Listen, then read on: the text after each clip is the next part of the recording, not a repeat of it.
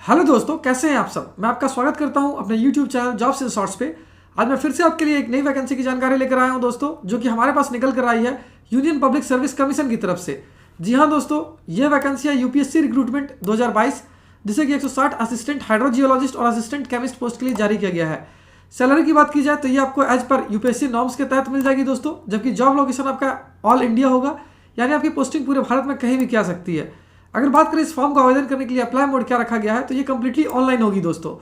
तो आइए दोस्तों, बिना देर के इस वैकेंसी के बारे में डिटेल में जान लेते हैं। लेकिन उससे पहले अगर आपने हमारे चैनल को सब्सक्राइब नहीं किया तो तुरंत ही सब्सक्राइब करें, क्योंकि हर रोज हम आपके लिए नई नई वैकेंसी की जानकारी लेकर आते ही रहते हैं। साथ ही इस वीडियो को पूरा देखें और लाइक और शेयर करना ना भूलें। तो सबसे पहले बात कर रहे थे दोस्तों पोस्ट वाइज वैकेंसी डिटेल्स की। तो सीनियर एग्रीकल्चरल इंजीनियर के लिए 7 पोस्ट है, एग्रीकल्चरल इंजीनियर के लिए 1 पोस्ट है, असिस्टेंट डायरेक्टर के लिए 13 पोस्ट है, असिस्टेंट केमिस्ट के लिए 1 पोस्ट है, असिस्टेंट हाइड्रोजियोलॉजिस्ट के लिए 70 पोस्ट है, जूनियर टाइम स्केल के लिए 29 पोस्ट है, असिस्टेंट केमिस्ट जियोलॉजिकल सर्वे के लिए 6 पोस्ट है, असिस्टेंट जियोलॉजिस्ट के लिए 9 पोस्ट है, असिस्टेंट जियोफिजिक्स के लिए 1 पोस्ट है, assistant chemist Indian bureau of mines के लिए 14 पोस्ट है, जबकि lecturer English, lecturer Hindi, lecturer humanities, mathematician, philosophy, science, sociology और साइकोलॉजी पोस्ट के लिए एक एक वैकेंसी है।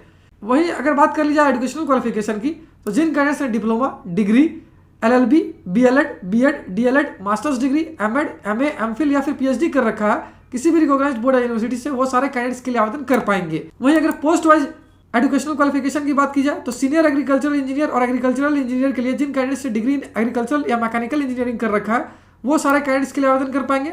जबकि असिस्टेंट डायरेक्टर के लिए कैंडिडेट का डिग्री इन लॉ किया होना जरूरी है। वहीं बात करें असिस्टेंट केमिस्ट की, तो जिन कैंडिडेट्स ने masters degree in chemistry, organic chemistry, physical chemistry, inorganic chemistry, analytical chemistry, agricultural chemistry या फिर सॉइल साइंस कर रखा है, वो सारे कैंडिडेट्स के लिए आवेदन कर पाएंगे। वहीं अगर बात करें असिस्टेंट हाइड्रोजियोलॉजिस्ट के लिए, तो जिन कैंडिडेट्स ने मास्टर डिग्री इन जियोलॉजी या अप्लाइड जियोलॉजी कर रखा है, वो इसके लिए आवेदन कर पाएंगे दोस्तों। जबकि जूनियर टाइम स्केल के लिए जिन कैंडिडेट्स ने diploma in social work, labour welfare या फिर डिग्री कर रखा है, वो कैंडिडेट्स के लिए आवेदन कर पाएंगे। वहीं असिस्टेंट केमिस्ट जियोलॉजिकल सर्वे के लिए कैंडिडेट्स का मास्टर डिग्री किया होना जरूरी है। जबकि असिस्टेंट जियोलॉजिस्ट पोस्ट के लिए जिन कैंडिडेट्स ने मास्टर्स डिग्री इन जियोलॉजी या फिर अप्लाइड जियोलॉजी कर रखा है, वो इसके लिए आवेदन कर पाएंगे। अगर बात करें असिस्टेंट जियोफिजिस्ट की, तो जिन कैंडिडेट्स ने master degree in physics, geophysics, geology या मैथमेटिक्स कर रखा है, वो सारे कैंडिडेट इसके लिए आवेदन कर पाएंगे। अगर बात की जाए assistant chemist Indian bureau of mines के लिए, तो जिन कैंडिडेट्स ने मास्टर डिग्री इन केमिस्ट्री कर रखा है, वो सारे कैंडिडेट्स के लिए आवेदन कर पाएंगे दोस्तों। वहीं लेक्चरर पोस्ट के लिए जिन कैंडिडेट्स ने master degree in computer science, IT या एमएड या एमए कर रखा है, वो सारे कैंडिडेट आवेदन कर पाएंगे। अगर बात किया लेक्चरर इंग्लिश की, तो जिन कैंडिडेट्स ने master degree in English, MEd या एमए कर रखा है, वो सारे कैंडिडेट्स के लिए आवेदन कर पाएंगे। वहीं लेक्चरर हिंदी के लिए भी जिन कैंडिडेट्स ने मास्टर्स इन हिंदी कर रखा है, एमएड या एमए कर रखा है, वो सारे कैंडिडेट्स के लिए आवेदन कर सकेंगे। अगर बात की जाए लेक्चरर ह्यूमैनिटीज़ की, तो इस पोस्ट के लिए जिन कैंडिडेट्स ने master degree in geography, history, economics, sociology, political science, MEd या एमए कर रखा है, वो सारे कैंडिडेट्स के लिए आवेदन कर पाएंगे।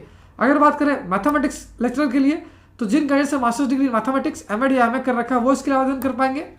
जबकि लेक्चरर फिलोसॉफी पोस्ट के लिए जिन कैंडिडेट्स ने BElEd, BEd, DElEd, masters degree in philosophy, MPhil या पीएचडी कर रखा है, वो सारे कैंडिडेट आवेदन कर सकेंगे। इसी प्रकार से लेक्चरर साइंस के लिए जिन कैंडिडेट्स ने master degree in chemistry, physics, botany, zoology, MEd या एमए कर रखा है, वो सारे इसके लिए आवेदन कर पाएंगे दोस्तों। वहीं बात करें लेक्चरर सोशियोलॉजी के लिए, तो जिन कैंडिडेट्स ने BEd, BElEd, DElEd, masters degree in sociology, MPhil या फिर पीएचडी कर रखा है, वो सारे कैंडिडेट आवेदन कर पाएंगे।